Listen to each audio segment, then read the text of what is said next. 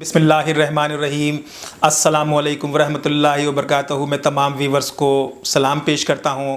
آپ دیکھ رہے ہیں ایکسپوز ٹائم نیوز کی نشریات۔ آج کا ہمارا خاص موضوع ہے، میں نے چاٹگام جھوتلا شگن بگان میں بے گھر پاکستانیوں کے امداد کے لیے کئی ویڈیوز جاری کی اور مختلف جو پاکستان میں اور پاکستان سے باہر سماجی تنظیمیں ہیں جو بنگلہ دیش میں بھی کام کر رہی ہیں، ان سب سے اپیل کی تھی کہ ان افراد کو فوری مدد کی ضرورت ہے۔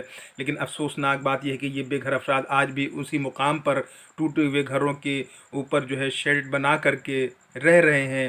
تو میری تمام لوگوں سے، محب وطن لوگوں سے انسانی ہمدردی کی بنیاد پر گزارش ہے کہ ان لوگوں کی فوری مدد کی جائے، انہیں کہیں مستقل بنیادوں پر رہائش ان کی فراہم کی جائے تاکہ یہ افراد بھی اپنی زندگی کے دن گزار سکیں۔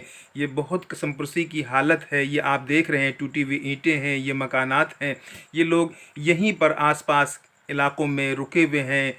تو ان کے ہاں خواتین بھی ہیں، بچے بھی ہیں اور بعض عورت پریگننٹ بھی ہیں۔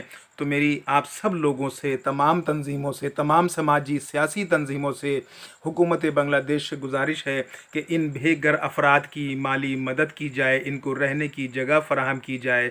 یہ ایک بنیادی انسانی مسئلہ ہے، اس کے حل میں تمام لوگ اپنا کردار ادا کریں۔ تمام سماجی تنظیمیں جو